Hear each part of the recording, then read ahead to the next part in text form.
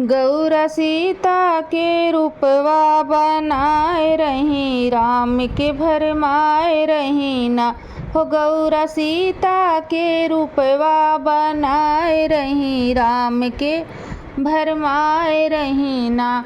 केतनो कहले भोले दानी, नाही मनली गौरा रानी, नाही मनली गौरा रानी। केतनो कहले भोले दानी, नाही मनली गौरा रानी, नाही मनली गौरा रानी। गौरा सीता जी के हो गौरा सीता जी के रूपवा बनाए रही, राम को भरमाए रही ना।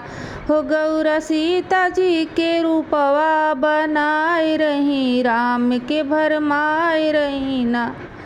गौरा राम के आगे आई, राम जी माता कही के बुलाई, राम जी माता कही बुलाई, राम जी माता कही बुलाई। गौरा राम के अगवाई आई, गौरा राम के अगवाई आई, राम जी माता कही के बुलाई। यतना सुनते गौरा हो यतना सुनते गौरा, मनवा मन लजाए रही, राम को भरमाए रही ना।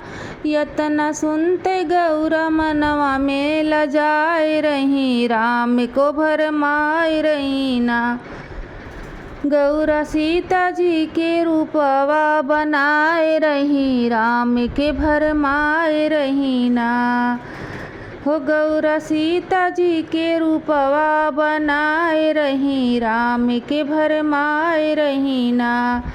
गौरा आई जब कैलाश, भोले जी भये उदास। गौरा आई जब कैलाश, भोला दानी भये उदास। अपनी करनी पे हो अपनी करनी पे गौरा जी बहुत पछताए रही, राम को भरमा रही ना।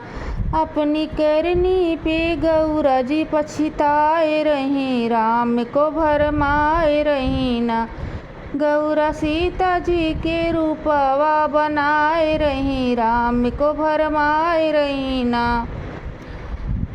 दक्ष जग्गी रचाए, गौरा को नहीं बुलाए जग्गी। दक्ष जग्गी जब रचाए, गौरा जी को ना बुलाए, गौरा जी को ना बुलाए।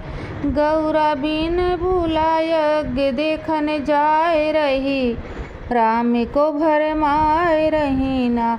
हो गौरा बिना बुलाए यज्ञ देखन जाए रही, राम को भरमाए रही ना। गौरा सीता जी के रूपवा बनाए रही, राम के भरमाए रही ना। हो गौरा सीता जी के रूपवा बनाए रही, राम के भरमाए रही ना।